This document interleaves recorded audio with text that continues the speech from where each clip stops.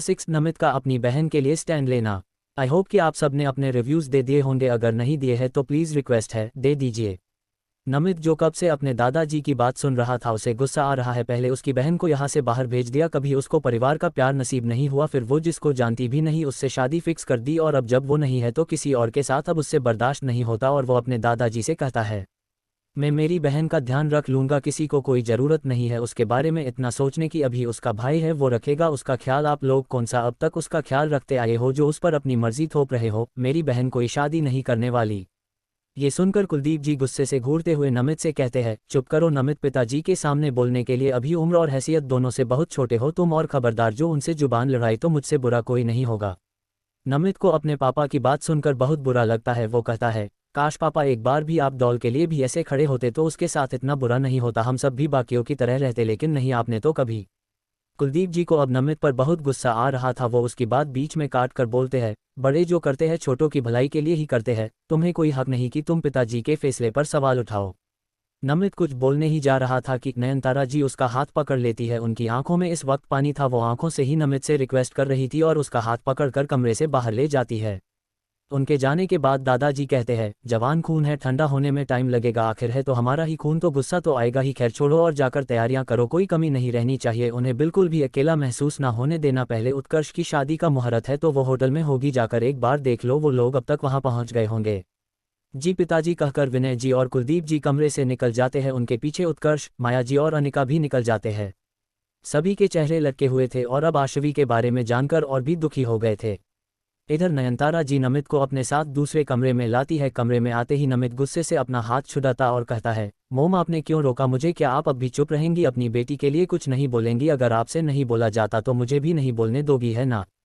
नयनतारा जी अपनी आंखों में आंसू भरते हुए नमित से कहती है माहू में उसका बुरा हो ये मैं सपने में भी नहीं सोच सकती, अगर ये शादी नहीं हुई तो मेरी बच्ची को कौन अपनाएगा, पहले से ही उसकी कुंडली की वजह से बहुत कुछ झेला है उसने, अब जब ये सब होगा तो उस पर ही सवाल उठेंगे, वो नहीं सह पाएगी बेटा। पिताजी सही कह रहे हैं, हो जाने दे ये शादी।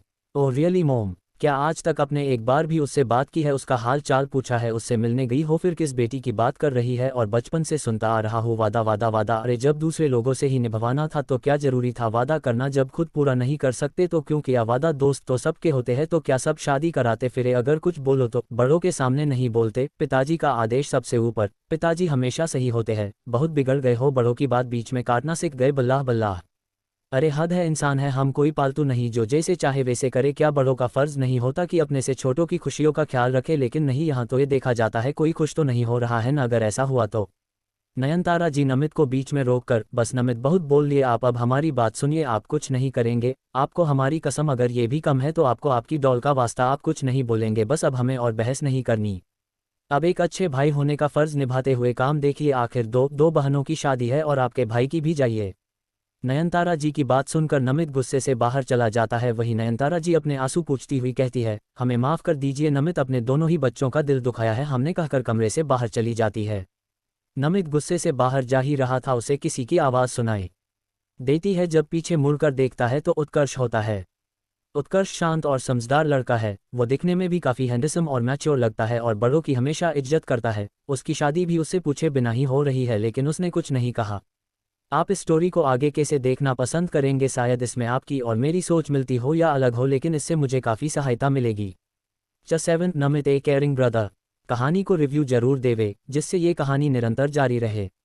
धन्यवाद। अंडरस्कोर। नमित उत्कर्ष को देखकर कहता है प्लीज़ भाई अब आप भी ऐसा कुछ मत कहना जो मैं नहीं सुनना चाहता।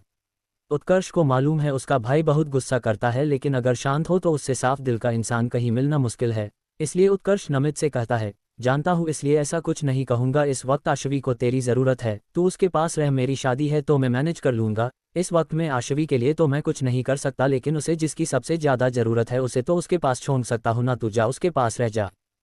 अपने भाई की बात सुनकर नमित को अच्छा लगता है। वो उत्कर्ष से कहता है भाई आप सच कह रहे हो ना, अगर मैं वहाँ नहीं हुआ तो आपको बुरा नहीं लगेगा ना, मैं सिर्फ आपके लिए ही जा रहा था। उत्कर्ष नमित के कंधे पर हाथ रखकर जानता हूँ इसलिए कह रहा हूँ, मैं तेरी कोई मदद नहीं कर सकता, लेकिन तेरी कमजोरी तो बिल्कुल भी नहीं बनना चाहता, इसलिए जा। नमित उत्कर्ष का हाथ चूमकर थैंक यू भाई, थैंक यू सो मच, आप नहीं जानते आपने मेरी कितनी बड़ी हेल्प की है। उत्कर्ष बस अब जा। उत्कर्ष के इतना कहते ही नमित भागकर जाने लगता है, लेकिन पीछे मुड़कर उत्कर्ष को एक स्माइल दे जाता है जिससे उत्कर्ष के चेहरे पर भी स्माइल आ जाती है। दूसरी तरफ एक कमरे में एक लड़की जिसने पिंक कलर का लहंगा पहना हुआ है और हाथों में मेहंदी लगी हुई है जिसका रंग बहुत गहरा है, वो किसी सोच में गुम थी। उसकी नीली आंखें देखने में बिल्कुल किसी गुड़िया की तरह लग रही थी, ऊपर से इतनी सुंदर पलकें उसके छोटे से चेहरे की शोभा बढ़ा रही है। छोटा चेहरा और गोरा रंग, उसका छोटा सा फेस किसी प्यारे खरगोश की तरह लग रहा है और उसकी सुंदर आंखें और रंग रूप उसे एक बाबी का लुक दे रहे थे। लेकिन इस वक्त वो काफ़ी उदास लग रही है, उसकी खूबसूरत आंखें इस वक्त आंसुओं से भरी हुई है। वो अपनी सोच में गुम ही थी कि अचानक से कमरे का डोर खुलता है, लेकिन उसे तो जैसे किसी चीज़ का ध्यान ही नहीं था। कमरे में आया इंसान नमित था। वो चुपचाप आकर उसके पास बैठ जाता है लेकिन कुछ नहीं बोलता। कुछ देर ऐसे ही बीत जाने पर भी जब वो लड़की कुछ नहीं बोलती तो नमित उसके सर पर प्यार से हाथ रखता है। अंडरस्को डॉल। लड़की अचानक से अपनी गर्दन उठाकर देखती है, जैसे ही नमित दिखता है झट से उसके गले लग जाती है। कुछ देर तक दोनों ही कुछ नहीं बोलते। लड़की सिसक रही थी और नमित उसकी पीठ सहला रहा था। कुछ देर ऐसे ही रहने के बाद नमित उससे अलग होता है और उसके छोटे से चेहरे को अपने हाथों में लेकर पूछता है, क्या हुआ मेरी डॉल, मेरी बाबी, मेरे रैबिट, मेरे बनी, मेरे सुगर को हमम। ये सुनकर लड़की के चेहरे पर छोटी सी स्माइल आ जाती है और वो नमित से कहती है, डम। इतना कहकर रुक जाती है और फिर कहती है, भाई मुझे टाइनी की बहुत याद आ रही है। अगर इनके जैसे ही वहाँ के लोगों ने भी टाइनी को रखने से मना कर दिया तो क्या मैं टाइनी के साथ कभी नहीं रह पाऊंगी। नमित इस बात पर कहता है, पहली बात तो ये कि तुम्हें मुझे भाई कहने की कोई ज़रूरत नहीं है। तू मुझे चबी, बड़ी, डम्पलिंग कुछ भी बुला सकती है। किसी के कहने से हम क्यों बदले, और जो बात तुझे पसंद नहीं आए उसे मानने की कोई ज़रूरत नहीं है। समझ आई बात। नमित की इस बात पर लड़की अपना सर हाँ में हिला देती है। उसे याद आता है कि जब उसने नमित को गलती से अपनी दादी के सामने डम्पलिंग कह दिया था तो उन्होंने अकेले होने पर उसे डांटा था। वैसे तो नमित ने सभी घरवालों को उससे बात करने से मना किया है, इसलिए वो जब से यहाँ आई है तब से बहुत ही कम कमरे से बाहर निकली है। नमित आगे कहता है, और रही बात टाइनी की तो ऐसा कुछ नहीं होगा, लेकिन तुझे कुछ दिन वेट करना पड़ेगा, बाद में वो तेरे पास ही रहेगा। नमित की इस बात पर लड़की मुस्कुराने लगती है लेकिन जल्द ही उसकी मुस्कान की जगह उदासी ने ले ली। वो नमित से कहती है, चबी मैंने सोचा मुझे मेरा परिवार मिल जाएगा, लेकिन यहाँ आकर पता चला ये लोग तो मुझे हमेशा के लिए दूर भेज रहे हैं। अब मैं इन लोगों से कभी बात नहीं करूंगी, कभी नहीं। इतना कहकर फिर से रोने लगती है। नमित उसको चुप करवाते हुए कहता है, शश बस बस कितना रोती है यार, मेरी बहन पहले तो ऐसी नहीं थी, अब क्या हुआ देख। मैं मानता हूँ ये लोग ठीक नहीं कर रहे हैं, लेकिन ये बुरे भी नहीं है ना, इनकी सोच ही ऐसी है और हम किसी की सोच तो नहीं बदल सकते ना डॉल। और रही शादी की बात तो किसी ना किसी से तो होनी ही थी ना, तो जो घर वालों ने पसंद किया है उससे क्यों नहीं। मानता हूँ ये एक बार तेरे साथ गलत कर भी दे, लेकिन तेरे साथ साथ भाई और अनी की भी तो शादी उसी घर में हो रही है ना, तो घर परिवार तो अच्छा ही होगा। और रही बात तेरे होने वाले पति की, तो एक बार ट्राई कर ले, क्या पता हैंडसम हो और अच्छा भी हो। हाँ लेकिन सॉरी मुझसे ज़्यादा तो नहीं होगा, फिर भी तू काम चला लेना। आप इस स्टोरी को आगे कैसे देखना पसंद करेंगे? शायद इसमें आपकी और मेरी सोच मिलती हो या अलग हो, लेकिन इससे मुझे काफ़ी सहायता मिलेगी। Chat untitled chapter. उम्मीद है आप सब ने रिव्यू दे दिया होगा। अंडरस्को। और रही बात तेरे होने वाले पति की, तो एक बार ट्राई कर ले, क्या पता हैंडसम हो और अच्छा भी हो। हाँ लेकिन सॉरी मुझसे ज़्यादा तो नहीं होगा, फिर भी तू काम चला लेना। अगर फिर भी पसंद नहीं आया तो हम चेंज कर लेंगे। इस बात पर लड़की हंसने लगती है। नमित तो उसकी हंसी में ही खो जाता है। उसकी बहन सच में हंसते हुए बहुत ही ज़्यादा प्यारी लगती है। वो हमेशा उसे ऐसे ही मुस्कुराते हुए ही देखना चाहता है। नमित अब सीरियस होकर, देख डॉल, अब तू अपनी लाइफ की शुरुआत नए सिरे से करने जा रही है। किसी से डरने या गलत सहने की कोई ज़रूरत नहीं है, चाहे कोई भी क्यों ना हो। अगर कोई भी बात होती है तुरंत मुझे बताएगी, ठीक है? मैंने मानुषी को कॉल कर दिया है, वो जल्दी ही आ जाएगी। तू टेंशन मत ले, तेरा भाई तेरे साथ है, तुझे डरने की कोई ज़रूरत नहीं है। वैसे ससुराल में मेरी नाक मत कटवा देना, तुझे इतनी कुकिंग क्लासेस दिलवाई है, फिर भी लोग ऐसा ना कहे अरे इसके भाई ने तो कुछ सिखाया ही नहीं। इस पर दोनों ही हंसने लगते हैं। नमित कहता है, डॉल तेरी इस प्रीशियस स्माइल को हमेशा संभाल के रखना, किसी भी ऐसे वैसे इंसान के लिए इसे मत खोना। वह अपना सर हाँ में हिला देती है और नमित से पूछती है, क्या आप उत्कर्ष भैया की शादी में नहीं जा रहे हैं? उनकी शादी तो अभी है ना। इस पर नमित कहता है, नहीं मैं कहीं नहीं जा रहा, अभी तेरे साथ ही रहूंगा। इस पर लड़की कहती है, क्या आप नहीं जा रहे? और क्यों नहीं जा रहे? कहीं काम से बचने के लिए तो ऐसा नहीं कह रहे हैं ना? वहाँ आपके भाई की शादी हो रही है और आप यहाँ बैठे हैं, चलिए उठिए और जाइए। नमित, अरे पर भैया ने खुद कहा है और अभी तू अकेली है।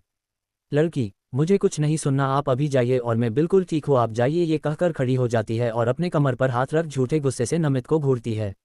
नमित अब हार मान चुका था और उसका वहाँ होना भी जरूरी था, आखिर उसके इकलौता भाई है जिसकी शादी है। वो उस लड़की को अपना ख्याल रखने का और जल्दी वापस आने बोलकर चला जाता। नमित के जाने के बाद वो लड़की वापस बेड पर बैठ जाती है और एक बार फिर से उसकी आंखें नम हो जाती है। उधर पर्पल गार्डन अंडरस्को पर्पल गार्डन शादियों और पार्टीज के लिए सबकी फर्स्ट चॉइस था, लेकिन इसमें बुकिंग करवाने वाले के पास दो चीज़ होना बेहद ज़रूरी होता है, एक खूब सारा पैसा और दूसरा लगभग 1 महीने पहले की बुकिंग, क्योंकि इतना महंगा होने के बावजूद भी इसकी डेट्स पहले से ही बुक रहती है। ये garden PCW purple creations world PVT limited company के अंडर आता है और इसके अंडर बहुत सी कंपनी जाती है, जिनमें से एक PCW इवेंट्स लिमिटेड है, जिसके अंडर ऐसे कई सारे गार्डन देश के कई बड़े शहरों में लोकेटेड है। लेकिन आज तक इसके रियल ऑनर का किसी को नहीं पता। आज खुराना और मल्होत्रा फैमिली यही है। खुराना फैमिली अपने मेंशन में शादी का प्लान कैंसिल कर दिया था, क्योंकि अभी इन हालातों में ये मुमकिन नहीं था, इसलिए उन्होंने अहाना की शादी और विदाई यही से करने का फैसला लिया। गार्डन में खूबसूरत मंडप के बीचों बीच व्हाइट कलर की शेरवानी पहने उत्कर्ष बैठा हुआ रस्में कर रहा था। पंडित जी दुल्हन को लाने को बोलते हैं तो दुल्हन उसकी माँ और अपनी सहेली पूनम के साथ आती है। डार्क रेड कलर के लहंगे में अहाना कमाल लग रही थी। जब उत्कर्ष उसे देखता है तो जब तक वो उसके बगल में आके ना बैठ गई वो उसे देखता ही रहा। अहाना भी काफ़ी खूबसूरत थी, हमेशा उसकी आंखें खुशी और शरारत से चमकती रहती थी, लेकिन आज उसकी इन आंखों में उदासी, दर्द, तकलीफ साफ देखी जा सकती थी। ये शादी अपने भाई को खोने का ही गम था। शादी में इस वक्त दोनों परिवार के सभी लोग मौजूद थे, केवल 4 लोगों को छोड़कर, आशवी, अनिका, नमित और आद्विक। आशवी और अनिका को शादी से पहले दुल्हों को देखने की परमिशन नहीं थी। शादी ग्रैंड ना होकर सिंपल ही रखी गई थी और बहुत ही कम लोगों को बुलाया गया था। कन्यादान अहाना के माता पिता और भाई का फर्ज आरव द्वारा निभाया गया। सिंदूरदान, मंगलसूत्र और फेरे पूरे होने पर शादी कंप्लीट होती है। दोनों अपने सभी बड़ों का आशीर्वाद लेते हैं। इतने में नमित भी जल्दी से तैयार होकर आता है। वो काफ़ी जल्दबाजी में वहां पर आता है, जिससे सब लोगों की नज़र उस पर पड़ती है। दादाजी उसको देखकर अपना सर हिला देते हैं। नमित सबको इग्नोर कर वहां खड़ा हो जाते हैं। सब लोग भी ज़्यादा ध्यान नहीं देते, क्योंकि अभी 2 शादियां बाकी थी और दोनों दूल्हे यहीं से तैयार होकर हवेली जाने वाले थे, इसलिए विदाई की रस्म को जल्दी पूरा करने की कोशिश की जा रही थी। नमित जैसे ही उत्कर्ष को अकेला देखता है तो धीरे से, भैया क्या ये आपका सगे साले है? आई मीन जीजू अल्सो। जब उत्कर्ष देखता है कि उसका इशारा आरव की तरफ है तो उससे कहता है, हाँ लेकिन तुम ये क्यों पूछ रहे हो? और क्या मतलब, मेरा जीजू और तुम तो नहीं आने वाले थे ना, तो क्या आश्वी अकेली है?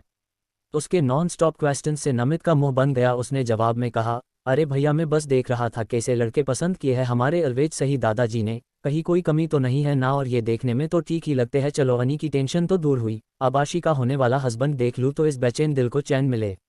लेकिन कौन है, क्या आप बता सकते हैं इनमें से कौन है? आप इस स्टोरी को आगे कैसे देखना पसंद करेंगे? शायद इसमें आपकी और मेरी सोच मिलती हो या अलग हो, लेकिन इससे मुझे काफ़ी सहायता मिलेगी।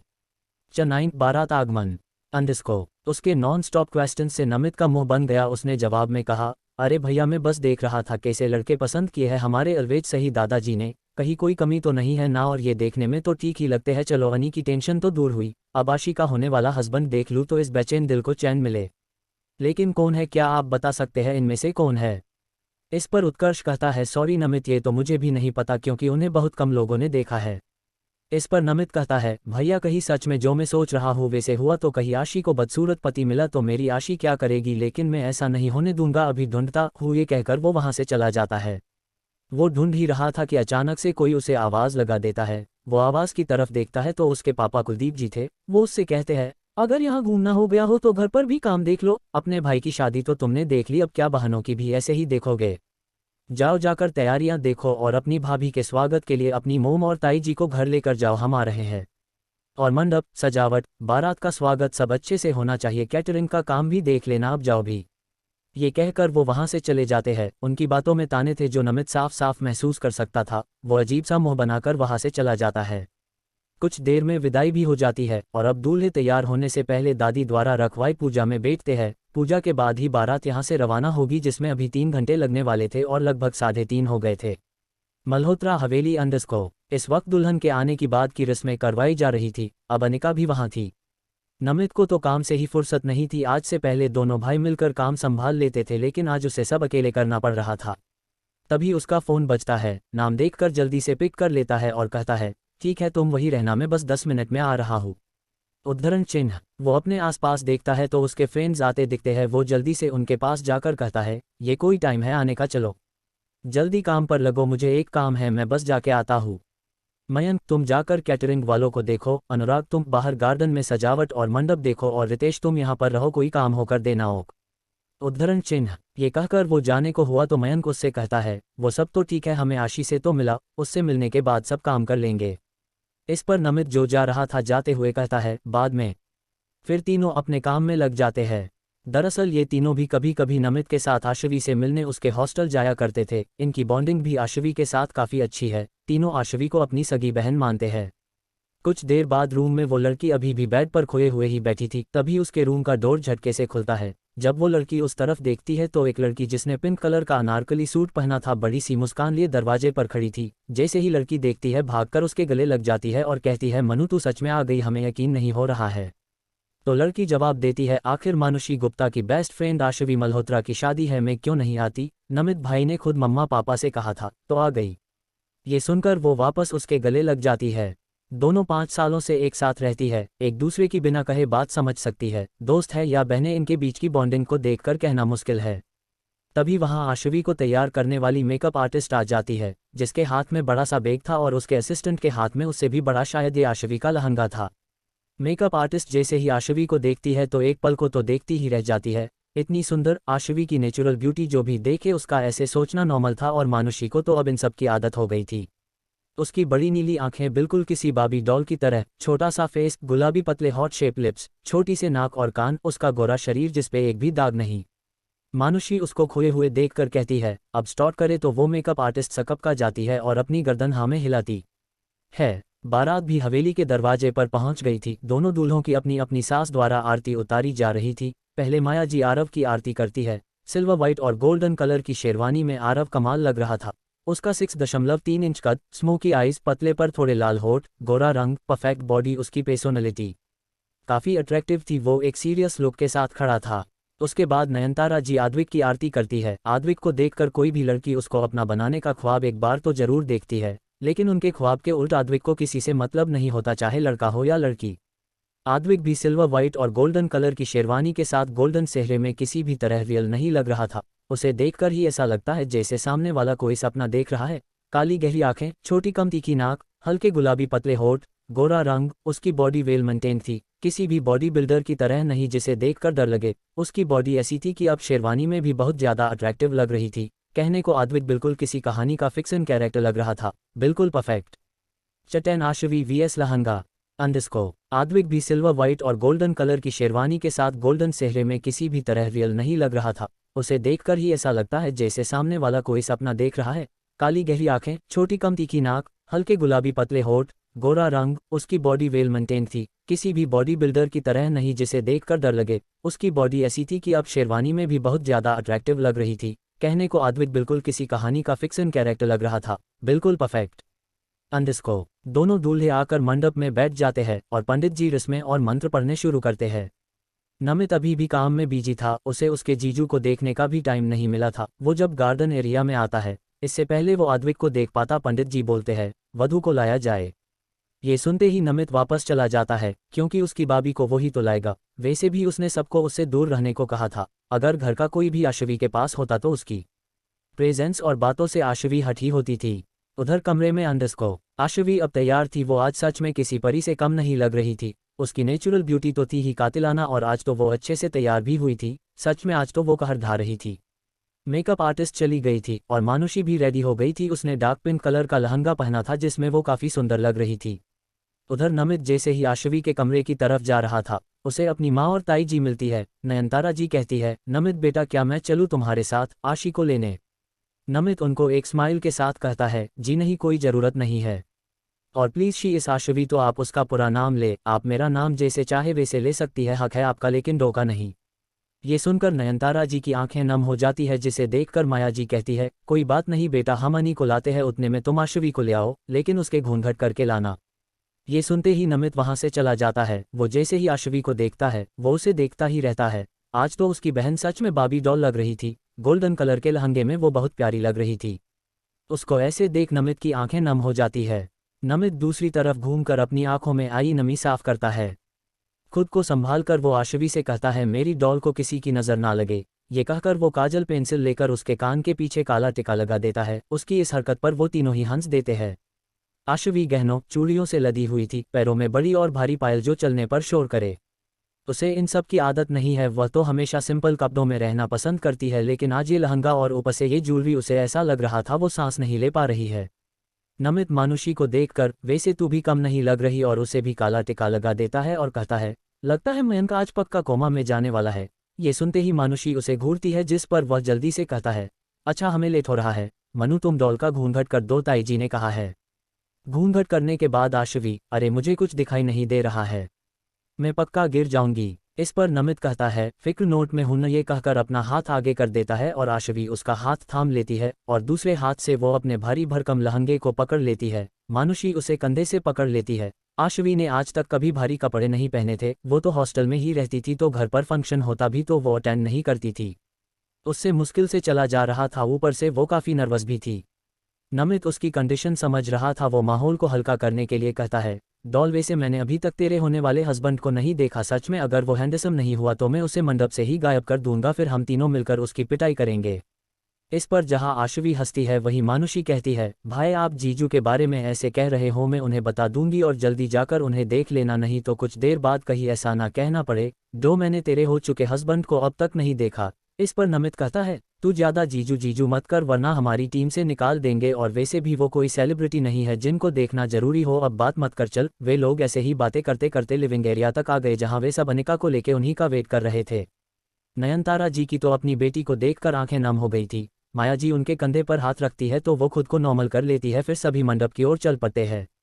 मंडप तक पहुंचते ही वहां बैठे सभी लोगों की नज़र दोनों दुल्हन पर जाती है। गोल्डन कलर के लहंगे में घूंघट होने पर भी दोनों काफ़ी सुंदर लग रही थी। अनिका को उसकी माँ और चाची आरव के बगल में बिठाते हैं और आशवी को नमित ले जाकर आद्विक के बगल में बैठा कर जैसे ही उसका हाथ छोड़ने को हुआ तो आशवी ने उसका हाथ कसकर पकड़ लिया। इस पर नमित मुस्कुरा दिया और उसके पास आकर कान में, मैं यही हूँ, हम डरो मत और मैं मनु को भेजता हूँ, ठीक है। आशवी को डर तो लग रहा था लेकिन उसने अपनी गर्दन हाँ में हिला दी। नमित मानुषी को उसके पास जाने का बोलकर उत्कर्ष के पास चला गया जहां से वो दुल्हा दुल्हन को सामने से देख सके। नमित जैसे ही आद्विक को देखता है तो एक पल के लिए कहीं खो जाता है। ये देखकर उत्कर्ष उसको कहता है, क्या हुआ साले साहब, अपने जीजाजी पसंद आए कि नहीं। नमित सकपका कर, हाँ तो ठीक है, इतनी बुरी शक्ल भी नहीं है, भगवान ने ठीक शक्ल दी है, मेरी डॉल जितनी तो नहीं पर काम चल जाएगा। उसकी ये बात सुनकर उत्कर्ष अपनी गर्दन हिला देता है। आशवी इस टाइम बहुत ज़्यादा नर्वस थी, वो अपने दोनों हाथों को आपस में मसल रही थी जिससे उसकी चूड़ियाँ शोर कर रही थी। वहाँ पंडित जी के मंत्रों के अलावा आशवी की चूड़ियों का शोर सुनाई दे रहा था जो सिर्फ मंडप में बैठे लोगों को ही सुनाई दे रहा था। अगले एपिसोड में शादी है तो सब अपनी अटेंडेंस लगा देना, आप सबका आना जरूरी है, और शादी में क्या क्या होता है वो सब आपको ही तो देखना है। फिलहाल बस लाइक और कमेंट रिव्यू दे दो गिफ्ट के तौर पर। आपके सपोर्ट के बिना मैं ये कहानी नहीं लिख सकती। Please do like and share, it will help me a lot. Thank you.